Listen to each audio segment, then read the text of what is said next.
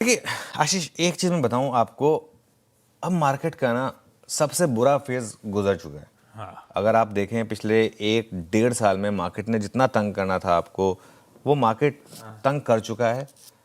1-1.25 साल से return zero है मार्केट में। अगर आपने पिछले 1 साल 1.5 साल हिम्मत रखी है तो ये वक्त आपका है। फिर देखिए 1 साल 12 महीने का रिटर्न 11% दिखा रहा है, क्योंकि उस पिछले अक्टूबर में हम काफ़ी गिरे थे इस वजह से। अदरवाइज सितंबर से देखेंगे तो आप बिल्कुल जीरो पैसा बनाए। ठीक है, अब हम अभी तक पिछले साल सितंबर के लेवल्स नहीं आए निफ्टी पर। सितंबर 2024 के लेवल अब तक निफ्टी पर दोबारा नहीं देखने को मिले हैं।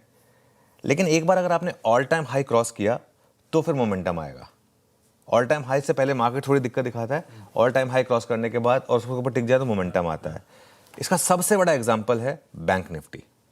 और अगर आप बैंक निफ्टी का 2 साल का चार्ट रख दीजिए और एक निफ्टी का 2 साल का चार्ट रख दीजिए, मैं आपको चार्ट के थ्रू बहुत इजीली एक्सप्लेन करने वाला हूँ। ये निफ्टी बैंक का 2 साल का चार्ट है और यहीं पर आप लेकर आइए निफ्टी का 2 साल का चार्ट। निफ्टी बैंक के 2 साल के चार्ट में आप देखिए, जो पिछले साल सितंबर का लेवल है ना, वो कहाँ दिख रहा है आपको? करीब करीब 54,000 समथिंग था, 54,500 टू बी प्रिसाइज। निफ्टी का वो लेवल था 26,277, जहां पर हम अब तक नहीं गए हैं। वही लेवल अगर बैंक निफ्टी के साथ आप करस्पॉन्ड करेंगे तो आपको दिखाई देगा, वो जो बीच में हल्की सी अपटिक दिखाई दे रही है ना, अब वो बैंक निफ्टी के इतने बड़े चार्ट में वो दिखेगी नहीं। निफ्टी में तो क्लियरली दिख रही है वो 26,277 आपको। उसी के साथ अगर आप उसको मैप करेंगे तो वो लेवल था पिछले साल का 54,500। पिछले साल सितंबर में जब निफ्टी 26,277 पर था, उस समय बैंक निफ्टी 54,500 पर था। तो अगर आप फॉर एग्जांपल लीडरशिप पॉकेट के साथ रहे हैं तो पिछला साल भी आपके लिए अच्छा रहा है। बैंक निफ्टी ने तो इस साल अर्ली मई जून में ही वो पॉलिसी के बाद वो ऑल टाइम हाई लगा दिया था, और उसके बाद से बैंक निफ्टी वहां से करीब करीब 4,000 4,500 पॉइंट ऊपर है। 54,500 से अगर आप आज 59,000 पर हैं तो 4,500 पॉइंट उस पॉइंट से ऊपर हैं आप। परसेंटेज टर्म्स में करीब करीब 8.5-9% हो गया। तो इतनी आउट परफॉर्मेंस रही है बैंक निफ्टी की।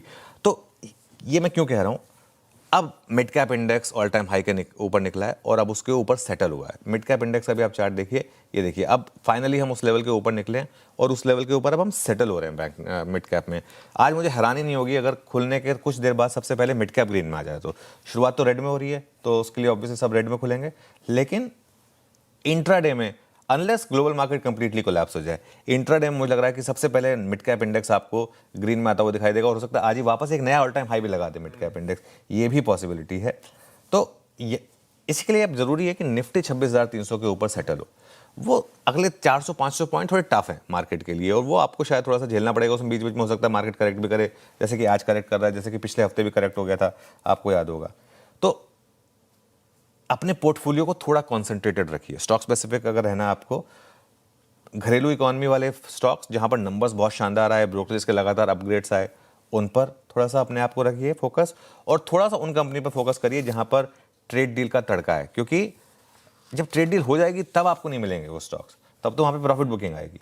तो जितने भी एक आध टेक्सटाइल स्टॉक्स हैं, ये मरीन स्टॉक्स हैं, थोड़े से एक आध और ऑटो एंसिलरी स्टॉक्स हैं बेसिकली, उनमें आप थोड़ा सा डिप में बाइंग करेंगे, ताकि जिस दिन वो ट्रेड डील अनाउंस हो उस दिन आप उसमें हो, आपकी पोजीशन हो उस दिन। तो ये आपकी एक अप्रोच हो सकती है यहाँ से। बिल्कुल ठीक, बढ़िया।